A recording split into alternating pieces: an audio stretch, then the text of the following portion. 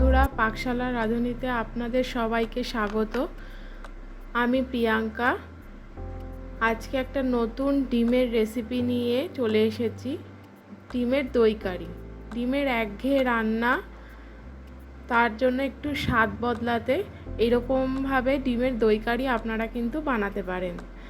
ডিমের দই কারি বানানোর জন্য আমি নিয়েছি সেদ্ধ করে রাখা হাঁসের ডিম, পেঁয়াজ কুচি, রসুন লঙ্কা বাটা, জিরে বাটা, আদা বাটা, টক দই, নুন, হলুদ গুঁড়ো, লাল লঙ্কার গুঁড়ো, আর নিয়েছি আপনার গরম মশলা গুঁড়ো। এবার আমি ডিমগুলোকে একটা ছোট্ট ছুরির সাহায্যে একটু চিড়ে নেব, যাতে ডিমের ভেতরে মশলার ফ্লেভারগুলো ভালো করে ঢোকে এবং ভাজার সময় ডিমের তেল না ছেটকায়। এবার নুন আর হলুদ ভালো করে মাখিয়ে নিচ্ছি। নুন আর হলুদ দিয়ে ডিমগুলোকে ভালো করে মাখিয়ে নেব।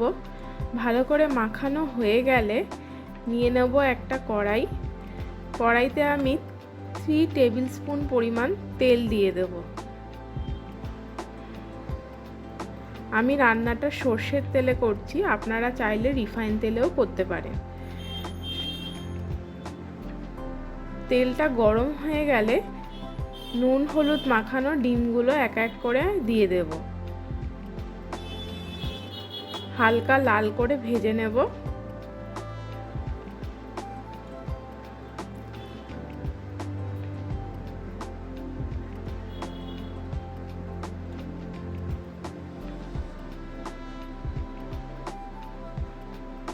ডিমগুলো কিন্তু আমার ভাজা হয়ে গেছে।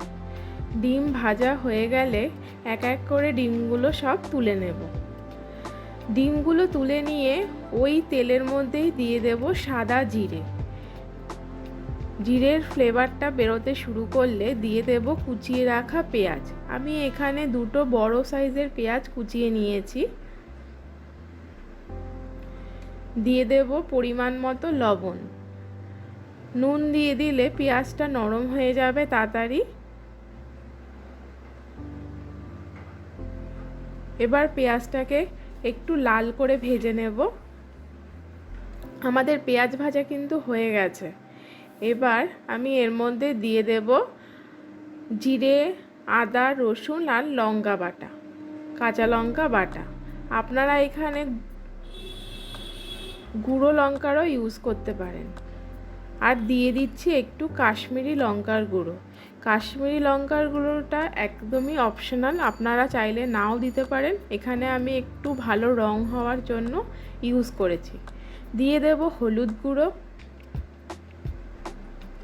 এবার এই মশলাটাকে ভালো করে কষিয়ে নেব।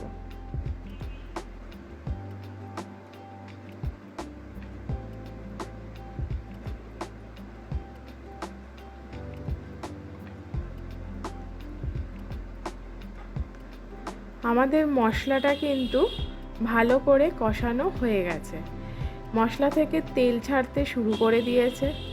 এবার আমরা দিয়ে দেব এর মধ্যে ফেটিয়ে রাখা টক দই। টক দই দেওয়ার সময় গ্যাসের ফ্লেমটা কম করে নিতে হবে, যাতে দইটা ফেটে না যায়। আমি এখানে 1.5 কাপ পরিমাণে ফেটিয়ে রাখা টক দই দিয়ে দিয়েছি। ভালো করে মিশিয়ে নিচ্ছি।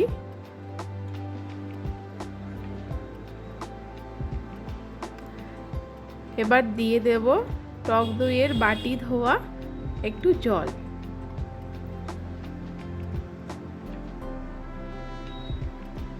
গ্রেভিটা ফুটে উঠলে গ্যাসের আঁচটা আমরা এখন বাড়িয়ে দেব। গ্রেভিটা ফুটে উঠলে আমরা এর মধ্যে দিয়ে দেব ভেজে রাখা ডিমগুলো।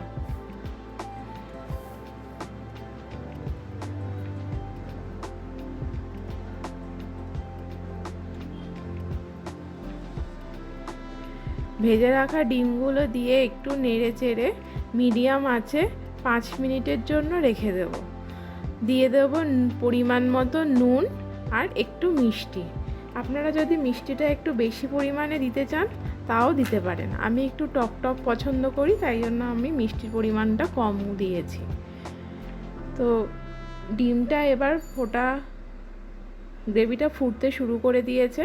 5 মিনিট হয়ে গেছে। দেখুন বন্ধুরা, গ্রেভিটা কীরকম সুন্দর একটা ক্রিমি ভাব চলে এসেছে এবং ঘন হয়ে গেছে।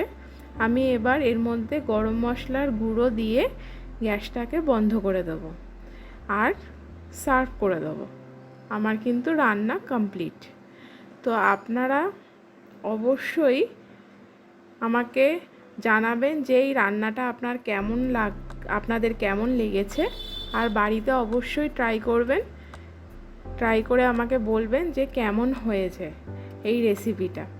যদি আপনাদের এই রেসিপিটা ভালো লাগে তাহলে অবশ্যই আমার চ্যানেলটিকে লাইক, শেয়ার এবং সাবস্ক্রাইব করবেন। পাশে থাকা বেল আইকনটাকে ক্লিক করবেন যাতে নতুন নতুন ভিডিও দিলে সবার প্রথম আপনাদের কাছে নোটিফিকেশান যায়। আজকে এই পর্যন্ত। আবার নতুন একটা রেসিপি নিয়ে আপনাদের কাছে খুব শিগগিরই পাকশালার রাঁধুনিতে ফিরে আসবো। আমি প্রিয়াঙ্কা। ততক্ষণের জন্য টাটা।